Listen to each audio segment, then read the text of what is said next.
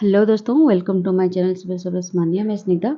आज हम medieval history का लेक्चर नंबर 22 जिसमें हम पढ़ेंगे कल्चरल डेवलपमेंट के कुछ चैप्टर्स जो रह गए थे। सूफी मोमेंट ऑलरेडी खत्म हो चुकी है।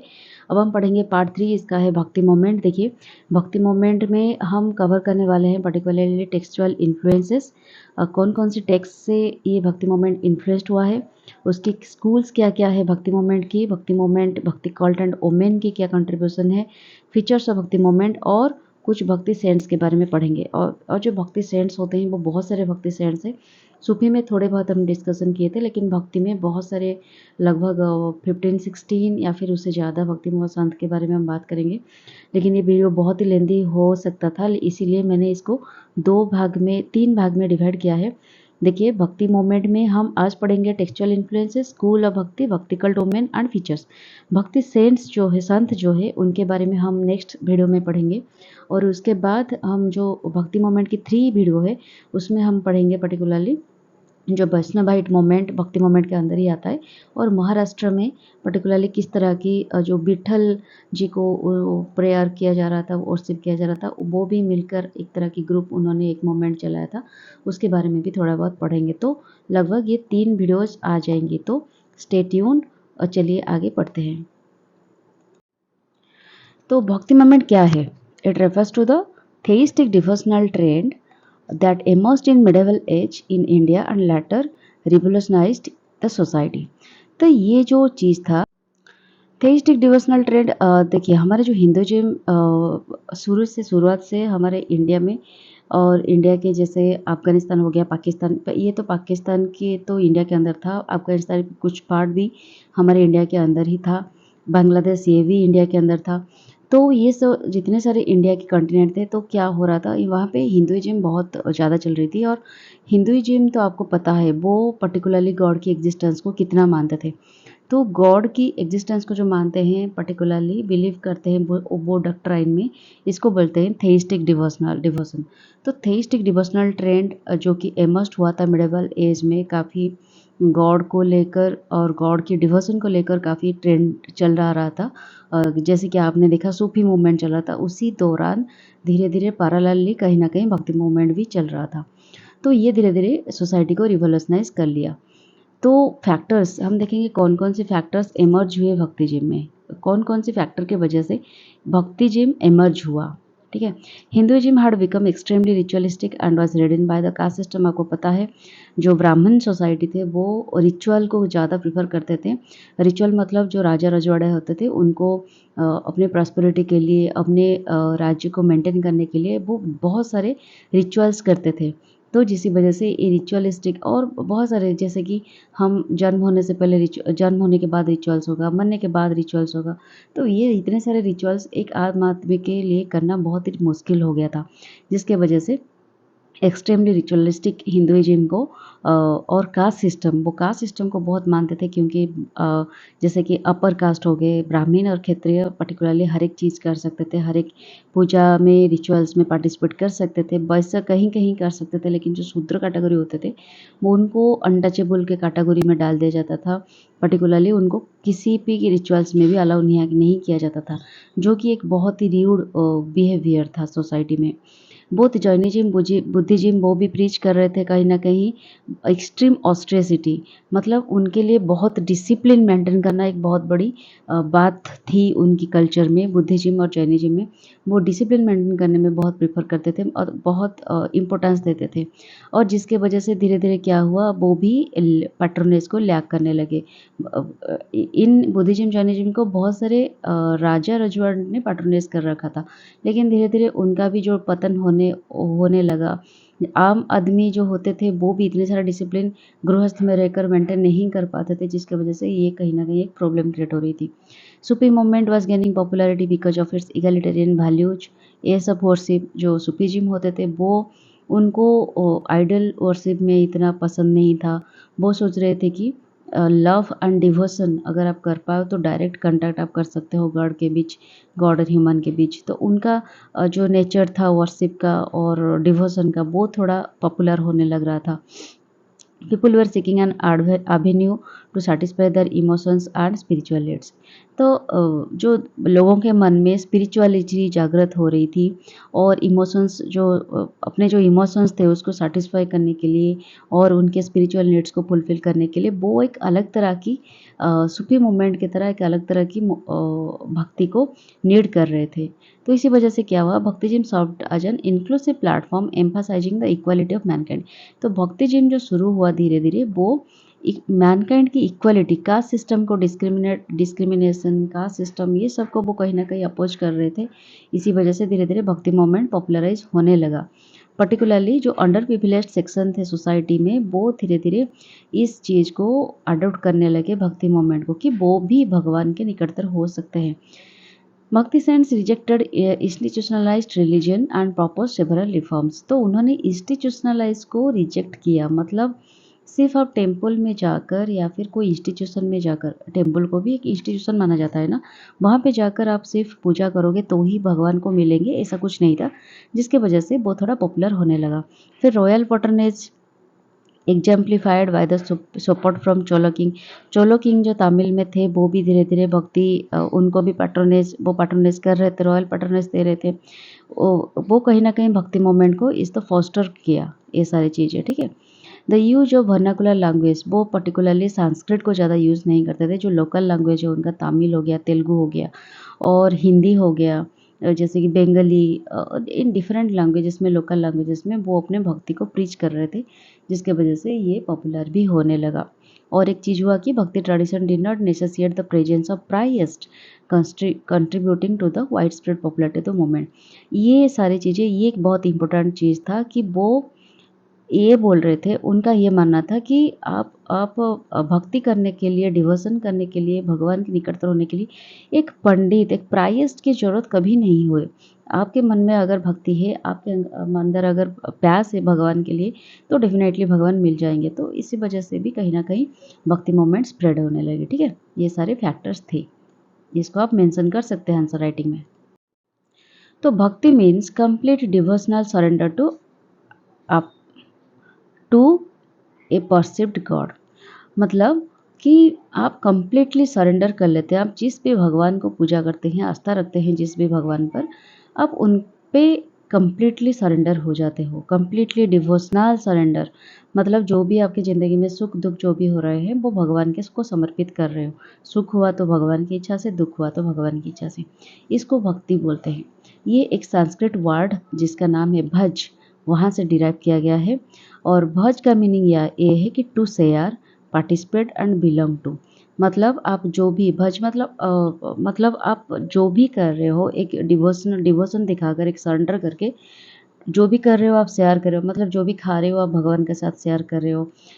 जो भी चीज़ हो रहे हैं वो पार्टिसिपेट कर रहे हो भगवान के हर एक रिचुअल्स में, हर एक पूजा में। फिर अब ये एक सोच रहे हो कि आप भगवान से बिलोंग करते हो। ये जो सोच है, ये जो फीलिंग्स है, इसको बोलते हैं भक्ति। भक्ति believes that soul has direct relation with God rather than the contemporary traditional belief that Christ is an intermediary between the two। जैसे कि सूफी सेंट सोच रहे थे, सूफी सेंट की भी यही मानना था कि भगवान और ह्यूमन के बीच कोई कनेक्शन, कोई इंटरमीडिएट नहीं है। डायरेक्ट कनेक्शन आप कर सकते हो भगवान के साथ। ये भी सेम चीज़ बिलीव कर रहे थे, ठीक है। वो प्राइस्ट को इंटरमीडियरी नहीं मान रहे थे, मतलब ये इंटरमीडियरी की ज़रूरत नहीं है भगवान और ह्यूमन के बीच। भक्ति मूवमेंट प्रैक्टिकली ओरिजिनेटेड, ये particularly 7th through 12th century के अंदर इनिशिएट हुआ, मूवमेंट स्टार्ट हुआ बाय किन किन लोगों के द्वारा? अल्वार से और नयनार्स, ये दोनों थे साउथ इंडिया के बहुत ही फेमस संत जिसको बोला जाता है। अल्वार जो थे वो विष्णु के भक्त थे और नयनार्स जो थे वो शिव डिवोटी थे, ठीक है। ये दोनों साउथ इंडिया में बहुत ही फेमस थे और जिस संत के वजह से पर्टिकुलरली भक्ति मूवमेंट स्टार्ट हुआ, और ये पर्टिकुलरली स्टार्ट हुआ साउथ इंडिया में। आपको पता है, मैंने आपको पहले कहा था सूफी मूवमेंट जो स्टार्ट हुआ था वो नॉर्थ इंडिया में फेमस था और साउथ इंडिया में फेमस था bhakti movement at the same time. वो दोनों ने ये प्रीच कर रखा था कि god as a means of salvation, ठीक है, sorry, devotion to god as a means of salvation. मतलब आप अगर भगवान को भक्ति करोगे तो इस भक्ति ही आपको साल्वेशन दे देगी, मुक्ति दे देगी, मोक्ष दे देगी। Disregarded the austerities preached by Buddhism and Jainism.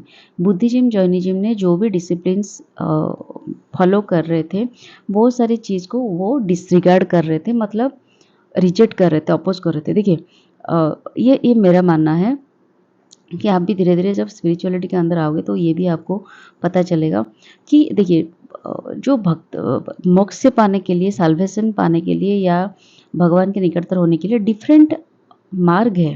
ठीक है, बहुत सारे मार्ग होते हैं। कोई भक्ति मार्ग होता है, कोई ज्ञान मार्ग होता है, कोई कर्म मार्ग होता है, कोई डिसिप्लिन में रहकर वो सारी चीज़ पा लेता है। तो डिफरेंट टाइप की चीज़ें होते हैं। जो लोग, जो संत आते हैं वो अपने रूटीन्स, सॉरी, अपने आइडियोलॉजी को फॉलो करके जब साल्वेशन पा लेते हैं तो उनको लगता है शायद वही एक रास्ता है जो रास्ता जाने से साल्वेशन मिल सकता है। वो और सारे रास्ते को डिसरिगार्ड करते हैं, लेकिन ऐसा नहीं है। आपको हम जब धीरे धीरे आप बहुत सारे स्पिरिचुअल बुक्स पढ़ोगे, ये सब बारे में जानोगे तो आपको पता चलेगा कि भगवान को पाने के लिए, साल्वेशन पाने के लिए बहुत सारे रास्ते हैं। सिर्फ ये नहीं कि आप भक्ति कर लोगे तो मिल जाएगा, तो जो कर्म मार्ग जा रहा है उसको नहीं मिलेंगे, या फिर वो ज्ञान मार्ग में जो जा रहा है उसको नहीं मिलेंगे। तो बहुत सारी चीज़ें होते हैं। ठीक है, लेकिन उनको उनको कौन समझाए, वो तो छोड़िए। The northern medieval bhakti movement are had the influence of the spread of Islam in India। तो नॉर्दर्न में जो मिडिवल भक्ति मूवमेंट था, वो नॉर्दर्न में जो भक्ति मूवमेंट स्टार्ट हुआ तो पर्टिकुलरली वो इस्लाम ने जो स्प्रेड किया था, सूफीज़्म, उससे कहीं ना कहीं वो इन्फ्लुएंस हो रहे थे। The distinct characteristics of Islam such as monotheism और believe in one God, equality and brotherhood of man and rejection of rituals and class division certainly influence the bhakti movement. तो नॉर्थ में जो भक्ति मूवमेंट स्टार्ट हुआ वो particularly सूफी movement से क्यों influence हुए, क्योंकि उनका भी पर्टिकुलरली यही मानना था कि वो सब एक गॉड में बिलीव रखते थे। अल्लाह, उनका अल्लाह ही एक ही गॉड है, तो वो एक गॉड में बिलीव रखते थे और वो सोचते थे कि अल्लाह ही एकमात्र सब कुछ है, सब संभाल रहे हैं। और ब्रदरहुड था उनके बीच, वो एक दूसरे को इक्वालिटी मान रहे थे, इक्वालिटी में जीते थे, डिस्क्रिमिनेशन नहीं था, कास्ट सिस्टम नहीं था, और रिचुअल्स को भी वो रिजेक्ट कर रहे थे। कोई भी रिचुअल्स से रिचुअल्स को वो बिलीव नहीं करते थे, और उनका क्लास डिविजन्स भी ऐसा नहीं था। तो इसी वजह से कहीं ना कहीं ये भक्ति मूवमेंट को इन्फ्लुएंस किया। According to scholars, during the 13th-14th century में क्या हुआ, demand for manufactured goods, luxuries and other artisans goods increased, leading to a movement of artisans into the cities। तो धीरे धीरे 13th-14th सेंचुरी में धीरे धीरे लग्जरियस आइटम्स आने लगी सिटीज़ में, लोगों की लाइफस्टाइल बढ़ने लगी, गुड्स मैन्युफैक्चर हुए, लग्जरी बढ़ी, अदर आर्टिसंस जो हुए वो भी सब बढ़ने लगे। वो धीरे धीरे सिटी के अंदर आने लगे। ठीक है, और सिटी के अंदर आने के बाद क्या हुआ, the movement gain support from this classes of the society. Particularly जो भक्ति मूवमेंट, जो सूफी मूवमेंट, ये आर्टिसंस जो थे वो अडॉप्ट करने लगे धीरे धीरे। ठीक है, और जिस वजह से सोसाइटी आज दिस ग्रुप से dissatisfied with the low status according to them by Brahmanical system. जो ब्राह्मण थे ये इस आर्टिसन को बहुत ही लो कैटेगरी में डाल रहे थे, एक अलग कास्ट के। इसी वजह से उनको डिफरेंट रिचुअल्स करने में मना कर रहे थे। तो ये इसी वजह से इन्होंने ये एक मोमेंट, मतलब ये एक उनको चाहिए था एक रिलीजन जिसमें वो भगवान को प्रे कर सके, भगवान का निकटतर हो सके। तो इसी वजह से वो सब इस माध्यम को पकड़ना शुरू कर दिया। इसी वजह से भक्ति मूवमेंट धीरे धीरे पॉपुलैरिटी गेन करने लगी। Although the seeds of bhakti can be found in the Vedas, it was not emphasized during the early period। वेद में भी ये इसके बारे में थोड़ा बहुत मेंशन हो रहा था। ठीक है, वेद में भक्ति के बारे में ऑलरेडी सीड बुना चुका था, मतलब भक्ति के रिलेटेड बहुत सारी चीज़ें थी, लेकिन इतना एम्फासाइज्ड नहीं किया गया था इसको। वेदों में तो बहुत सारे रिचुअल्स होते हैं ना। तो idea of the adoration of personal god seems to have developed with the growing popularity of Buddhism. तो बुद्धिज्म के पॉपुलैरिटी बढ़ने के साथ साथ भी जो पर्सनल गॉड को मतलब adoration of a personal god seems to have developed, धीरे धीरे एक खुद का एक गॉड की खुद मतलब एक पर्सनल गॉड की जो अडॉप्ट करना, उसको अडोर करना, ये सब की चीज़ों के बारे में धीरे धीरे डेवलप होने लगा। During the early centuries of the Christian era, जो क्रिश्चियन इरा जब स्टार्ट हुई अंडर महायाना बुद्धिज्म, तो बुद्धिज्म जो महायाना बुद्धिज्म थे, बुद्धिज्म तीन तरह के थे, महायाना एंड क्या थी, महायाना, फिर वज्रयाना, theravada, ये सब बुद्धिज्म के बारे में था। तो 3 तरह की जो बुद्धिज्म थे, उसमें जो महायाना बुद्धिज्म थे वो बुद्ध को वर्शिप कर रहे थे ग्रासियस फॉर्म में, मतलब अवलोकिता फॉर्म में। तो वर्शिप ऑफ विष्णु डेवलप्ड मोर और लेस उसी टाइम पे। ऐसा नहीं था जो बुद्धिज्म को फॉलो कर रहे थे, मतलब वो उस टाइम पे ओनली बुद्ध ही थे, डिफरेंट रिलीजन के तो लोग रहते थे। तो हिंदू में लोग विष्णु की भी बहुत पूजा कर रहे थे, शैव को मतलब शिव जी को भी बहुत पूजा हो रही थी तब।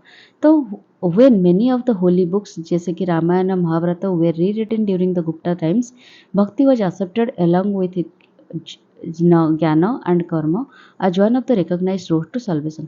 तो जब गुप्ता टाइम्स में बहुत सारे रामायण महाभारत की जो बुक्स ट्रांसलेट हुई थी संस्कृत से, तो उसी टाइम के क्या हुआ, तो भक्ति को धीरे धीरे उस वहाँ पे भक्ति के बारे में भी लिखा था, क्योंकि रामायण में भी बहुत सारे भक्ति मोमेंट है, किस तरह की संत होते थे जो भक्ति राम को बहुत भक्ति करते थे।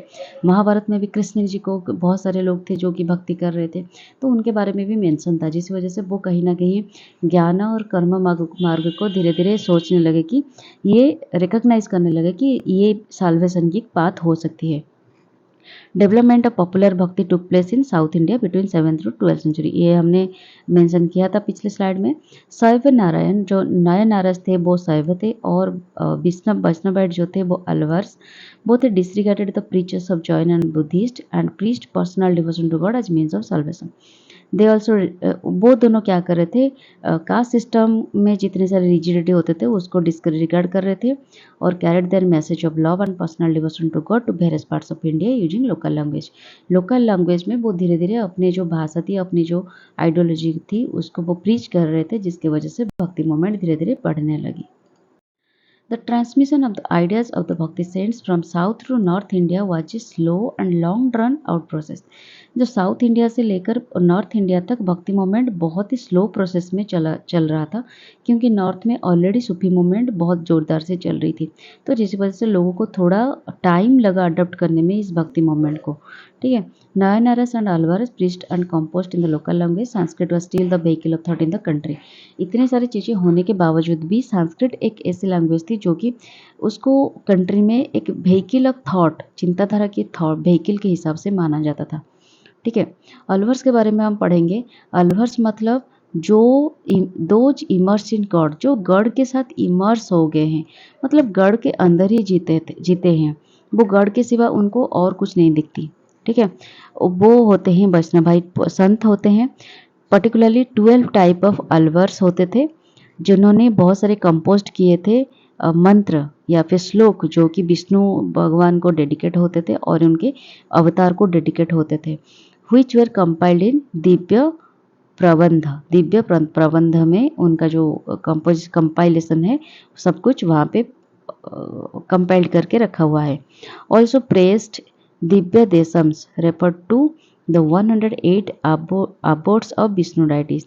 भगवान विष्णु के जो 108 अबोट्स मतलब उनके जो घर होते हैं, वो ये दिव्य देशम के हिसाब से वो भी एक कंपाइलेशन है, प्रेजेंट है। अंदल जो कि थे only female Alvar saint who is refer to as Meera of the south. जो साउथ में हम मीरा के बारे में पढ़ेंगे, उनको वो भी एक बहुत बड़ी वैष्णवाइट थे, मतलब कृष्णा की बहुत बड़ी भक्त थे, पूजा कर रहे थे, तो उनको भी अलवर संत के हिसाब से माना जाता था, लेकिन उनका नाम था अंदल, जो कि नॉर्थ साउथ में उनको मीरा के हिसाब से जाना जाता था। फिर थोड़े बहुत नए नर्स के बारे में हम जान लेते हैं। नया नर्स जो तो होते थे originally they are a group of 63 Tamil saint, 63 Tamil संत होते हैं, वो ग्रुप बना के पूजा कर रहे थे लॉर्ड शिव जी की।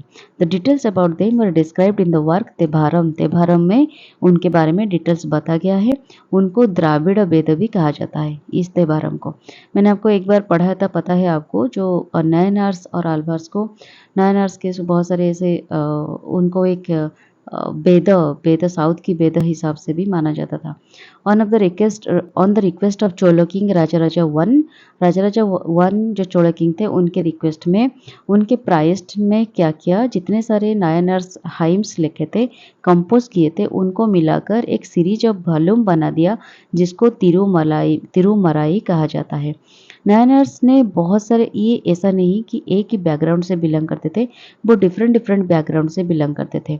जैसे कि ब्राह्मण्स हो गए, नोबल्स फैमिली से, ऑयल मॉन्गर्स जो भेलाल्स, ये सब मतलब ब्राह्मण कैटेगरी से भी थे, डिफरेंट कास्ट से भी वो बिलोंग करते थे।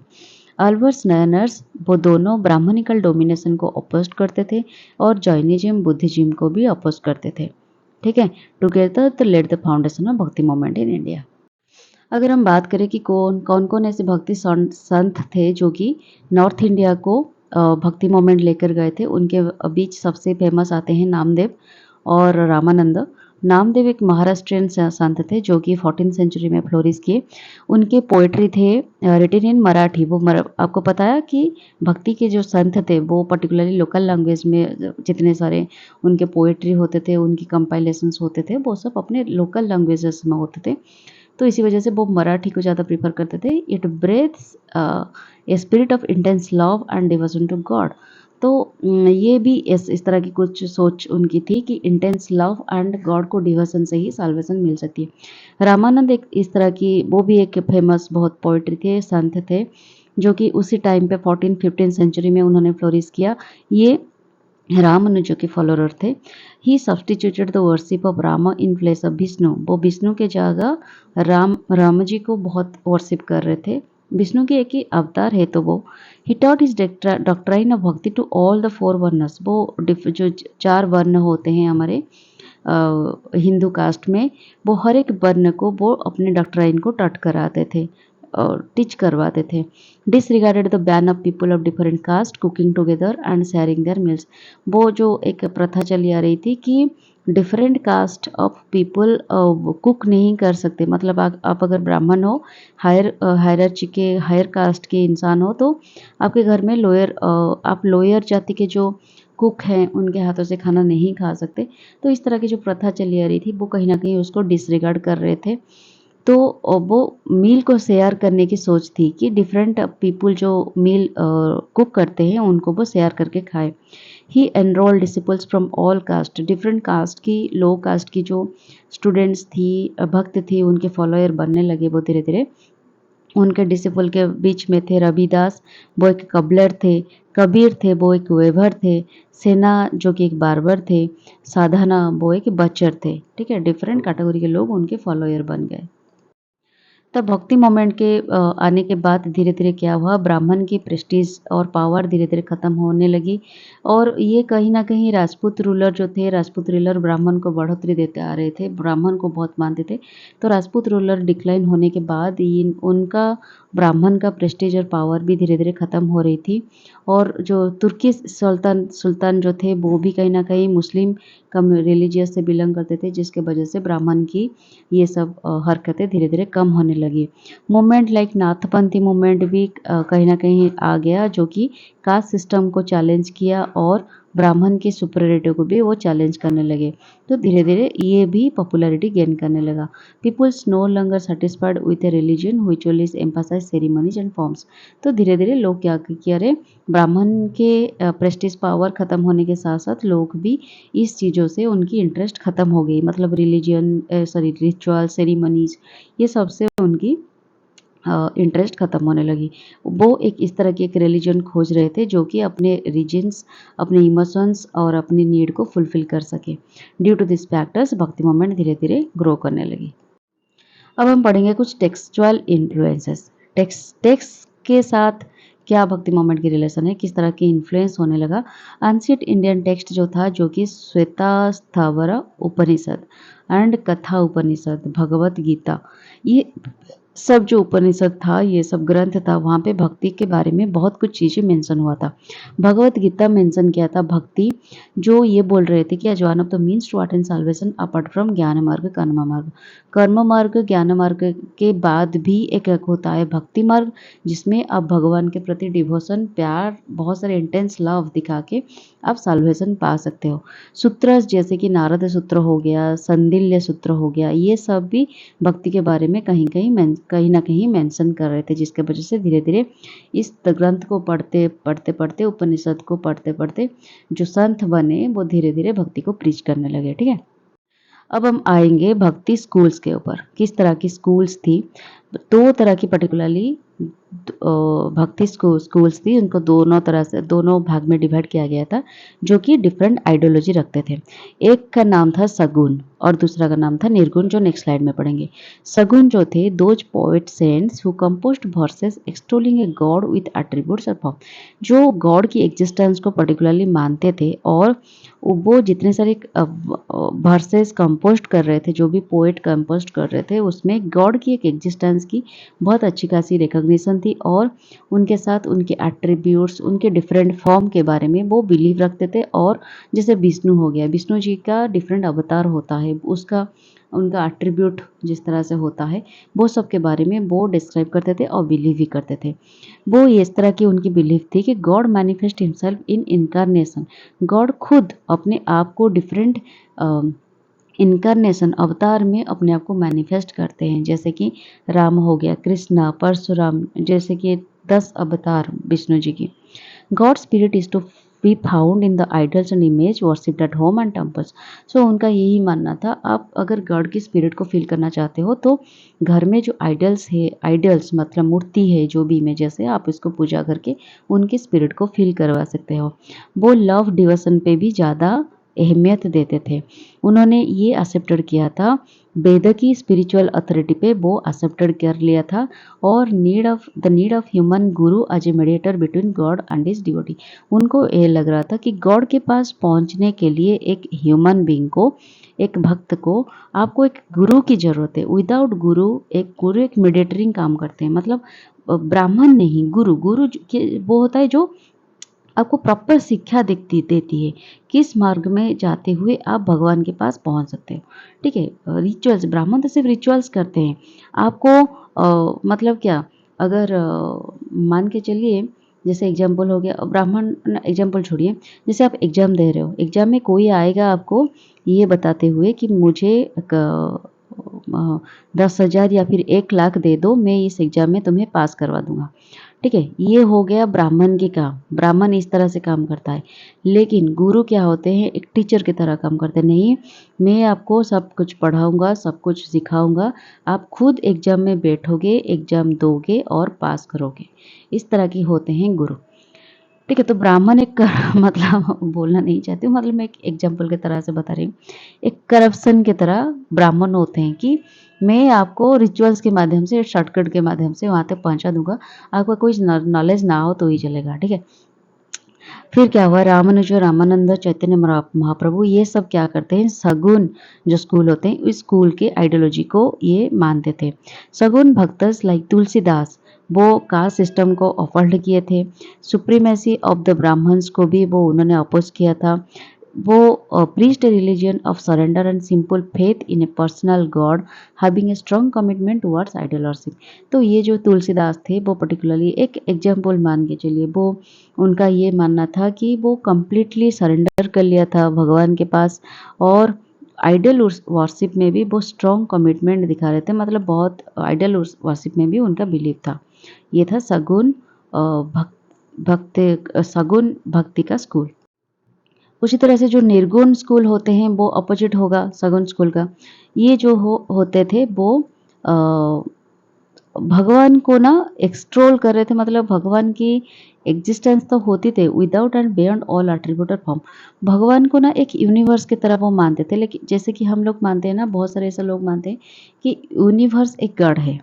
ठीक है, जो भी होता है यूनिवर्स होते हैं, वो बियॉन्ड गॉड की कोई फॉर्म नहीं है। ठीक है, वो एक बहुत सारी एक ऊर्जा है और वो जो कि हर एक इंसान के पास होते हैं, हर एक इंसान के लिए एक होते हैं, वो उनका कुछ फॉर्म नहीं होता। ठीक है, वो इस तरह की बिलीव रखते थे और वो पर्टिकुलरली नॉलेज एक्वायर में बहुत फोकस रखते थे। ठीक है, they rejected the scriptures and condemned every form of idol worship. वो भगवान की जो डिफरेंट आइडल वर्शिप, मूर्ति पूजा में वो सपोर्ट नहीं करते थे, बिलीव नहीं करते थे, या फिर स्क्रिप्चर्स, जितने सारे स्क्रिप्चर्स ग्रंथ होते हैं उनसे भी बिलीव नहीं रखते थे। उनका जो प्रोमिनेंट फिगर्स थे, मतलब जो फॉलोअर्स थे, वो थे कबीर, गुरु नानक, दादू दयाल, ये सब निर्गुण स्कूल के से बिलोंग करते थे। निर्गुण भक्तस लाइक कबीर, कबीर भी थे, rejected the varna ashram and all conventions based on caste destination. Caste destination जो थी हमारे हिंदू कम्युनिटी में, उसको भी वो अपोज कर रहे थे, वर्णाश्रम को भी, वर्ण को भी कहीं ना कहीं वो अपोज कर रहे थे। निर्गुण भक्त आर ऑल्सो नोन एज मोनोथेइस्ट भक्ति सेंट्स। मोनोथेइस्ट मतलब जो एक गॉड में बिलीव रखती है, वो डिफरेंट फॉर्म में बिलीव नहीं रखती, उनको लगता है एक यूनिवर्सल गॉड है। Who gave more importance to the personal experience of bhakti saints with God. वो पर्टिकुलरली एक्सपीरियंस के ऊपर बिलीव रखते थे। मतलब आप अगर एक संत हो, आप कहीं ना कहीं भगवान को पाने के लिए मतलब कोशिश कर रहे हो, तो आपके भगवान को पाने तक जो भी एक्सपीरियंसेस होते हैं, उस एक्सपीरियंसेस को वो बेस करके बिलीव करते थे और उसी हिसाब से वो अपने आगे की रास्ता तय करते थे। ठीक है, अब हम पढ़ेंगे भक्ति कल्ट एंड वुमेन के बारे में। वुमेन की क्या कंट्रीब्यूशन थे भक्ति कल्ट में। Bhakti saints believed in equality and encourage women to come forward and participate. वो वुमेन को भी पार्टिसिपेट करने के लिए एनकरेज कर रहे थे, आगे आने के लिए। वो condemned women infanticide and Sati practice. जो सती प्रैक्टिस, इन्फेंटिसाइड मतलब गर्भ भ्रूण को हत्या किया जाता था, ये सारी चीज़ों को वो कहीं ना कहीं अपोज कर रहे थे, कंडेम कर रहे थे। They asked women to leave their worldly bindings and join community based kirtans. तो वो वुमेन को ये इनकरेज कर रहे थे कि आप अपने खुद के जो वर्ल्ड बना दिया है, अपने फैमिली के अंदर रह के सिर्फ फैमिली लोग के लिए काम कर रहे हो, अपने खुद को सिर्फ सैक्रिफाइस करते जा रहे हो, कहीं ना कहीं उससे बाहर निकल कर आओ और डिफरेंट जो भजन कीर्तन हो रहे हैं, संत हो रहे हैं, उनके सानिध्य लाभ करो और खुद में डेवलप करो अपने जो क्या होता है डिवोशन, अपने लव को डेवलप करो। तो फेमस भक्ति सेंट्स जो थे, संत थे वुमेन, उनमें बहुत ही फेमस है मीराबाई, जो एक रूलिंग राजपूत फैमिली से बिलोंग करते थे। वो लॉर्ड कृष्णा को अपने हस्बैंड के हिसाब से वो उनको भक्ति करते थे और उसी तरह वो पागल होते थे उनके लिए, मतलब इतना प्यार करते थे, प्रेम करते थे। और उनके जितने सारे भक्ति होता था, लव होता था, डिवोशन होता था, वो पोएम के थ्रू वो सब बयां करते थे। नोटेबल कंपोजिशन उनका जो बहुत ही फेमस था, जो वो है पायो जी मैंने राम रतन धन पायो। ये एक बहुत ही अच्छी खासी गाना बन गई है, आप कभी सुन सकते हो मार के, बहुत सुंदर गाना है। फिर सेकंड जो है आका महादेवी, वो भी एक 12th सेंचुरी भक्त थे, जिनका नाम था अक्का। वो लॉर्ड शिव को इतने डेडिकेटेडली प्यार करते थे, डिवोशन करते थे। Acknowledge as an elder sister by great philosophers Madi Bhalaya and Chenna Basavanna. उनका ग्रेट एल्डर सिस्टर के हिसाब से वो माना जाते थे। फिर जाना भी आका महादेवी, वो भगवान शिव जी की पूजा करते थे। जानाबाई जो थे, वो कमिंग फ्रॉम एक शूद्र कास्ट से वो बिलोंग करते थे। वो नामदेव जो थे, नामदेव हमने पढ़ा था कि नॉर्थ इंडिया में भक्ति मूवमेंट को उन्होंने स्प्रेड किया था। उनके हाउस होल्ड में वो काम करते थे। डिस्पाइट लैकिंग फॉर्मल एजुकेशन सी कंपोज्ड ओवर 300 पोएम्स। देखिए, उनके पास कुछ फॉर्मल एजुकेशन नहीं थी, वो इतना ज़्यादा पढ़ाई नहीं किए थे, फिर भी उन्होंने 300 पोएम्स कंपोज कर लिया, रिफ्लेक्टिंग हर लाइफ एक्सपीरियंसेस। मतलब उनके लाइफ में जो भी एक्सपीरियंस है, उनको भी उन्होंने वहाँ पे मतलब वो भी मेंशन किया था। बहिना एक 17th सेंचुरी की संत थे, जो कि महाराष्ट्र से बिलोंग करते थे। उन्होंने अभंगस नाम की एक लिखे थे पोएट, जिसमें depicting working life of A women particularly in the fields में पर्टिकुलरली वुमेन किस तरह की काम करती है, किस तरह की उनके एक्सपीरियंसेस होते हैं, वो सब वो इसमें मेंशन किए थे।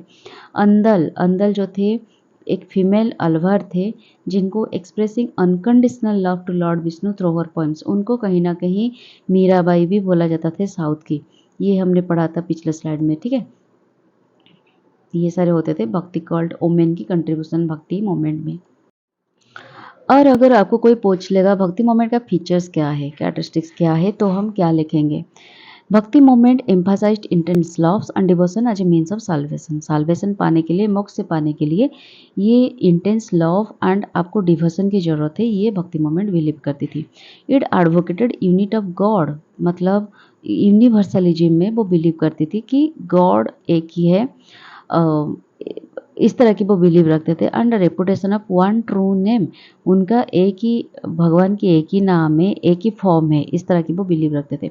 मोमेंट वो रिचुअल्स को रिजेक्ट करते थे, सेरिमनीज को रिजेक्ट करते थे और वो कहते थे भगवान को पाने के लिए एक ही चीज़ काफ़ी है, वो है मतलब डायरेक्ट कनेक्शन। ह्यूमन बीइंग और भगवान के बीच एक डायरेक्ट कनेक्शन होता है, इस चीज़ को भी वो कहीं ना कहीं बिलीव रखते थे।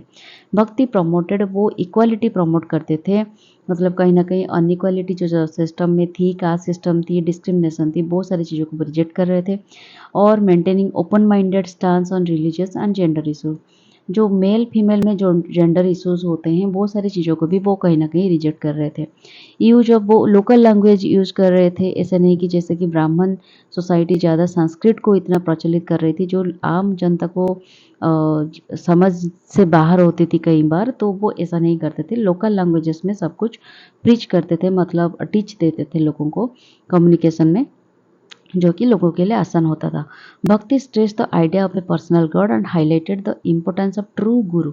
वो उनको जैसे कि हमने पढ़ा कि वो गुरु को बहुत एम्फसाइज कर रहे थे, उनको लगता था कि एक गुरु होना चाहिए लाइफ में जो कि भगवान के पास पहुंच जा सकता है। Movement patronage the concept of equality and brotherhood. Equality and brotherhood, जैसे कि सूफी सेंट, सूफी मूवमेंट इसको बिलीव करती थी, इनकरेज कर रही थी। ये भी इस तरह से इक्वालिटी ब्रदरहुड को कहीं ना कहीं इनकरेज कर रहे थे सूफी की तरह। Bhakti saints despised priestly intermediaries performing a direct connection with God. वो जो प्राइस्ट होते थे, प्राइस्ट वाला होते थे, जो कि एक इंटरमीडियरीज के हिसाब से काम करते थे, उनको वो कहीं ना कहीं रिजेक्ट करते थे, अपोज करते थे। ये सारे फीचर्स हो गए भक्ति मोमेंट की। अब हम एक एक करके पढ़ेंगे भक्ति संत के बारे में, ठीक है। तो यहाँ पे हमारे भक्ति मोमेंट की पार्ट 1 खत्म हो चुकी है। नेक्स्ट वीडियो के लिए stay tune with my channel, वहाँ पे हम डिफरेंट संत के बारे में डिस्कशन करेंगे, बहुत ही डिटेल्स में डिस्कशन करेंगे। तो कैसा लगा मुझे ज़रूर कमेंट बॉक्स में बताएगा। आज के लिए इतना ही, tata bye bye and take care.